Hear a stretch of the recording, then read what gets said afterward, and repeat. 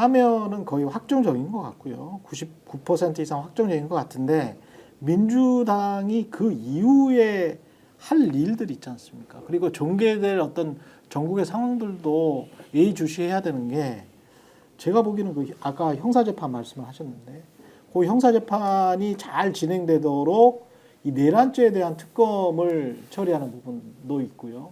김건희 특검, 명태균 특검 말할 거 없고요.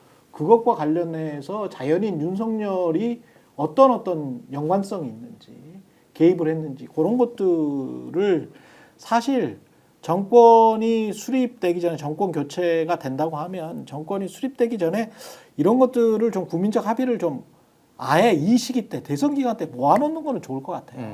그래서 이런 사안들은 확실하게 진실을 밝히고 우리가 누구한테 복수하자는 게 아니고 명확하게 죄를 물을 거는 묻고 다시는 이런 상황이 안 나기 위해서라도 엄단할 거는 엄단하고 빨리 어떤 발전적으로 나가자.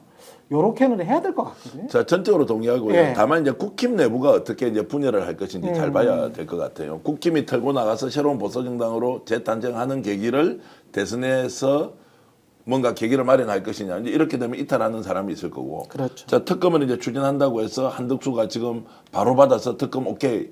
거부권 행사할 가능성이 훨씬 높지 않습니까? 그렇죠. 이제 이런 것들은 국힘 내부의 사정을 우선적으로 관찰하는 것이 필요하다는 생각이 들고 기본 방향은 당연히 김건희 특검, 내란 특검 가져가서 해야 되고 상설 특검도 지금 하지 않고 있지 않습니까? 그렇죠. 압박을 해야 하는데 이제 탄핵이 결정된 상황, 파면이 확정된 상황에서 60일 내에 대선을 치러야 하는데 이 시점에 이 이슈가 얼마나 효과를 발휘할 것인지 아닌지에 대해서는 좀 신중하게 접근해야 될 필요가 있다는 생각입니다. 그러니까 윤석열 파면, 그러니까 이 선고 자체가 일종의 국가 대드락이었거든요. 그렇죠. 그리고 이제 수사들도 다 대드락에 걸린 상황이었는데, 뭐 이제 말씀하신 대로 너무 안심할 수는 없어요. 그러니까 이를테면은 윤석열이 파면이 되면은 그러면은 특검을 국회에서 통과될 것인가, 그리고 거부권을 행사를 안 할 것인가에 대해서는 저도 뭐 그거는 미지수라고 보지만은 최소한 검찰은 수사를 하기 시작할 겁니다.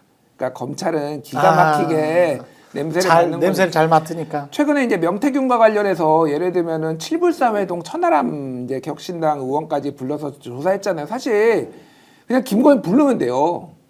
김건희만 남았어요, 솔직히. 김건희 불러다가 해야 되는데 지금 파면이 안 된 상황이기 때문에 김건희 못 부르는 거거든요. 이거는 그냥 명시적으로 그래요. 그러니까 근데 검찰은 이제 특검을 하지 않더라도 김건희를 불러서 이제 수사를 할 수밖에 없는 상황에 올 거예요. 그러니까. 그래서 이거를 이제 안심을 할 수는 없지만은 그런 부분에 있어서는 어느 정도 수사에서 이제 좀 숨통이 트일 가능성이 있다. 그렇게 보면 될 것 같고 이거를 이제 특검을 계속 반대를 하면은 대선에서 더 불리해질 겁니다.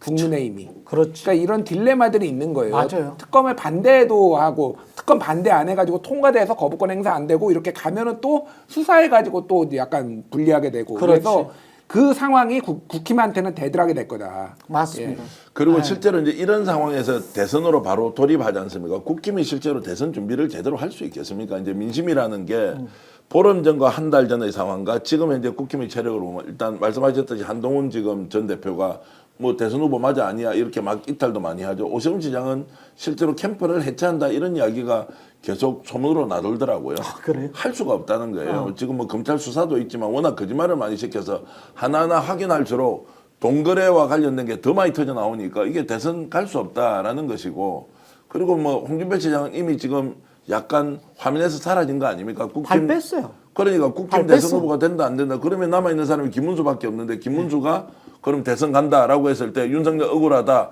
탄핵 부당하다 이런 방식으로 대선을 치를 수 있느냐. 자, 결국에는 뭐 박빙 승부가 될 것이라고 예측하는 분도 많던데요. 저는 아니야. 오히려 격차가 굉장히 많이 벌어질 것 같아요. 대선이 아니라 대선 이후에 정말로 당권을 누가 주도적으로 잡느냐 아니냐는 쪽으로 가서 정말로 극우 소수정당 비슷한 방식으로 이렇게 전락할 가능성도 있다고. 그런 의미에서 윤상현 의원의 이 말 자유통일당 후보를 지지해달라고 했잖아요. 이번 재보궐선거에서 요거는 굉장히 많은 포석이 담겨 있는 말인 것 같습니다. 그러니까 윤상현 의원 같은 사람은 이제 국민의힘 내부에서도 너무 많이 갔다라고 생각을 할 거란 말이지. 너무 많이 갔는데 윤상현 의원은 내가 저기에 가가지고 저 정도 포지션에 가서 국민의힘을 이쪽으로 끌어당기겠다.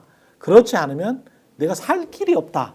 이렇게 생각을 할 거라고. 그러면 이제 국민의힘 내부에서 이른바 이제 건전 보수, 중도 보수로 가야 되겠다. 이렇게는 도저히 안 되겠다라고 하는 측과 윤상현, 권성동, 권영세처럼 이미 뭐 마스크로서 활동을 했던 나경원도 빠질 수 없죠. 이런 사람들의 이제 몰락, 그 몰락의 과정에서 이 사람들이 마지막 힘을 발휘할 거 아니에요. 중진 의원들인데 그렇게 부딪히면 상당히 판이 뭐 대선을 생각할 수가 없겠네 이 사람들은. 그렇지 네. 않아도 지금 국민의힘의 내부에 예를 들면은 대선 후보를 선출하는데 그러면 누가 선출하는 거냐? 예. 당원 50% 여론조사 50% 룰 아닙니까? 그렇죠. 근데 당원 50%의 당원들이 누구냐? 그 당원들은 어떤 성향이냐? 중도 성향의 수도권 중심의 옛날에 합리적 보수라고 불렸던 시장 보수라고 불렸던 그런 성향의 당원들이냐? 아니라는 거 아닙니까? 그렇지. 지금?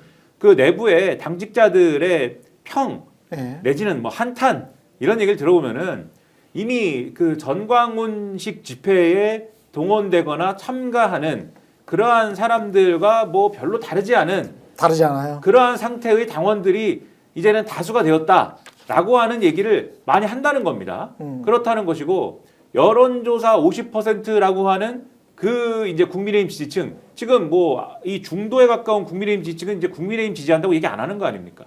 그런 국민의힘 지지층 이 50%의 응답을 합쳐가지고 지금 대선 후보 뽑는 건데 대선 후보 경선도 그런 건데 비슷한 룰로 뭐 당권 선거도 할 거 아니에요. 지금은 뭐 당원 100%, 당원 90%뭐 이렇게 하는 룰이지만은 이거를 뭐 어떻게 고치든 간에 뭐 비슷한 룰일 거 아닙니까? 거기서 당원 비율만 뭐 그렇지. 얼마나 많은 거냐 이런 룰로 할 것인데 마찬가지 성향의 사람들일 거란 말이에요.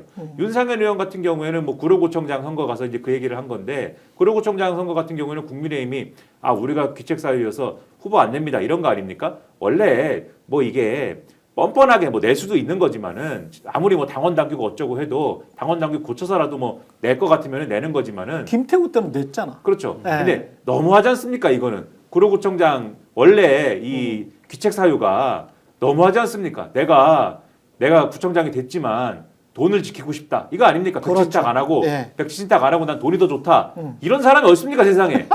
그런 이유로 아니 그런 사람 있어 최상목이라고. 근데 그 사람은 최상목이라고 있어. 그 사람 부총리를 하지 않습니까? 어쨌든 예. 이해 충돌인데. 예. 그러니까 아무튼간에 이런 황당한 상황에서 안 냈으면은 조용히 있어야죠. 근데 그게 아니라 자유통일당 후보를 지지한다라고 얘기를 하면은 보통의 당이면은 저 사람은 뭐냐? 저 사람은 왜 당의 방침을 따르지 않느냐? 이런 얘기가 나와야 되는데 어차피 이 당원들이 자유통일당이나 우리나 뭐 초록이 동생 아니냐? 이렇게 생각하는 게 뻔하니까 그렇지. 윤상현 의원도 이 얘기를 지금 할 수 있는 거거든요. 그러니까는 이것은 서서히 국민의힘이라는 당이 자유통일당과 진배 없는 당으로 계속 가고 있는 그 현상을 뭐 서서히도 아니죠. 이 당 증명하고 있고 보여주는 과정인 거다. 이후에 당권 선거라는 거는 그런 판이 이제 되는 거다. 이걸 보여주는 거죠. 속이 후련합니다. 상상을 해도 너무 이렇게 좋은 상상이 되니까 아주 속이 후련해요. 윤석열은 다시 감옥에 갈 것 같고 김건희는 곧 출두하게 되겠습니다. 곧 출두하게 되겠어요. 여러 가지 사건이 있기 때문에 지금 예. 댓글로는 지금 많은 분들이 예. 지금 뭐 저 탄핵 이후의 상황을 지금 전망하는 것이 맞느냐 대선 이야기 하지 마라 지금 한시라도 긴장을 조금이라도 늦춰서는 안 된다 이제 이런 글은 많이 올라오고 있습니다. 뭐 이런 심정 충분히 이해하죠. 하고요. 사실 우리가 이제 전망을 할 때 저도 한 일주일 전쯤에 용산 내부의 사정은 어떤지 이제 여기에도 뭐 정통한 소식통들이 있지 않습니까? 출입을 하는 분들도 있고 내부에 근무하는 분들도 있는데 일단 인용은 기정사실로 받아들인다는 얘기는 들었지만 그 인용을 기정사실로 받아들인다 그래서 후속으로 어떻게 할 건지 대책을 모색한다는 소식을 들었지만 차마 말을 못하는 것은 분위기가 전혀 그렇지 않게 헌법재판소는 차일피일 미루고 정말로 국민들의 불안감이 증폭되는 상황에서 이제 얘기를 못했지만 이미 받아들이고 있었다. 그러면 지금 다시 생각해 보면 선고일을 지정하면 인용인데 이걸 어떻게 하면 시간을 최대한 지체시켜서 뭔가 상황을 혼란으로 빠뜨릴 수 있는 방법이 있느냐 없느냐 이런 작업을 한 2, 3주 동안에 집중적으로 한 것 아니냐. 이런저런 핑계로 자 원래 우리 2말 3초 얘기했죠. 늦어도 3월 중순 했죠. 3월 말까지는 끝난다라고 했는데 계속 이렇게 늦춰지는 것이 먹혔다. 그 수단을 누구로부터 이제 만들어서 실행한 것이 했는지 모르지만 그게 이제 먹혀왔던데 이게 탁 단절이 되는 순간 이제 정리가 되는구나. 그러면 한 일주일 전으로 돌아가서 인용을 받아들이고 그 이후에 어떻게 할 것인지로 갔다고 한다면 자, 정상적으로 지금 이제 상황이 펼쳐지고 있는 것이고 자, 그러면은 8대0, 7대1로 우리가 전망하는 것이 맞지. 이게 4대4나 5대3으로 될 것이라고 하는 것은 오히려 이거는 상상 밖의 상상 밖에 있을 수가 일이니까 없어요. 걱정과 네. 우려를 할 건 아니지 않느냐라는 말씀을 드립니다. 예. 정치적으로 지금 작업을 한 쪽은 헌법재판소가 작업을 할 수는 없고요.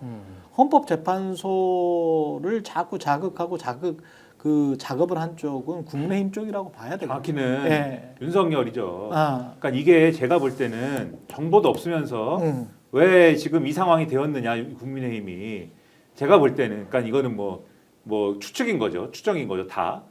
그러니까 왜 국민의힘은 이 상태가 되었느냐. 첫째로 이제 뭐 이재명 대표에 대한 이제 항소심 선고가 무죄가 난 것에 의해서 이제 막 마음이 급해지고 뭐 이런 혼란이 있는 것이 기본이고 예. 정보가 기본적으로 없는 상황이 왜 됐느냐.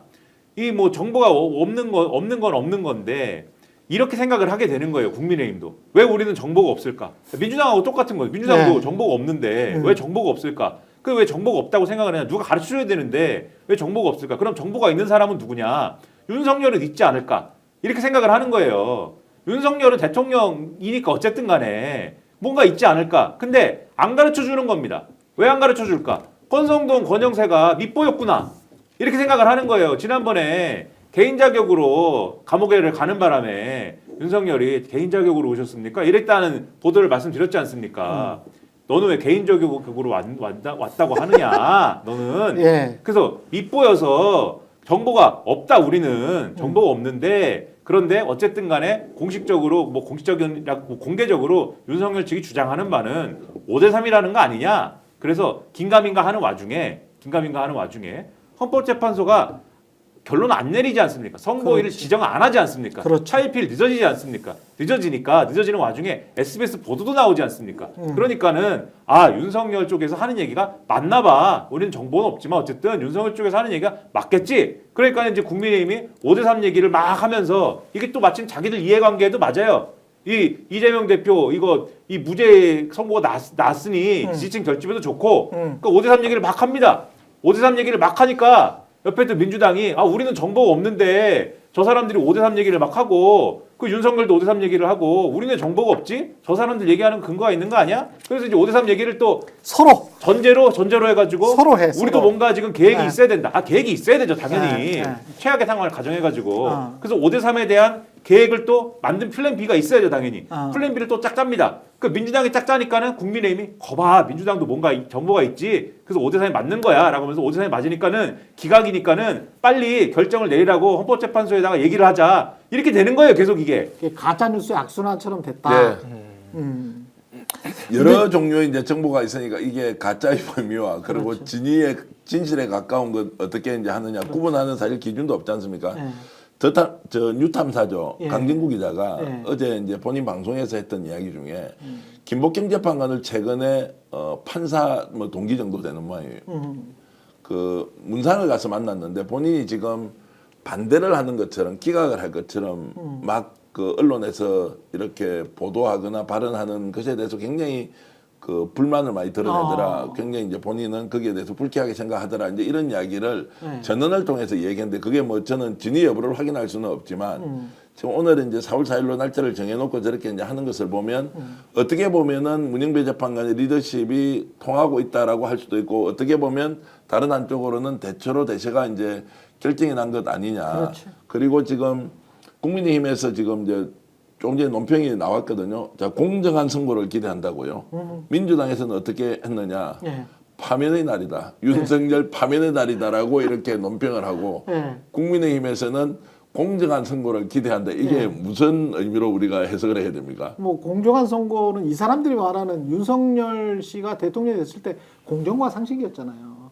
공정과 상식이었는데 이 사람들이 공정하게 한 적이 없거든. 민주당식으로 하면은 지금 국힘은 이렇게 논평을 기각이라고 해야죠. 자, 윤석열 기각의 날 또는 윤석열 복귀의 날이라고 이렇게 논평을 하는 게 맞지 않냐고요. 그런데 그 사실은 말을 속마음으로는 근데- 확신은 없는 거죠. 근데 확신이 가감인지. 없다는 거예요. 그렇게 할 수가 없어요. 예, 그렇게 그러니까 할 수가 공정한 없고. 선거를 기대한다는 것도 이미 본인들의 내심이 반영되어서 이렇게 이제 글로 나타난다라고 볼 수 있는 제가 거죠. 보기에는 굉장히 저는 스픽스는 말하는 언론입니다. 대세는 유튜브, 그중에서 스픽스. 좋아요, 댓글, 구독, 알림 설정. 여러분이 저희를 사랑해 주시고 우리가 여러분을 사랑하는 4가지 방법입니다.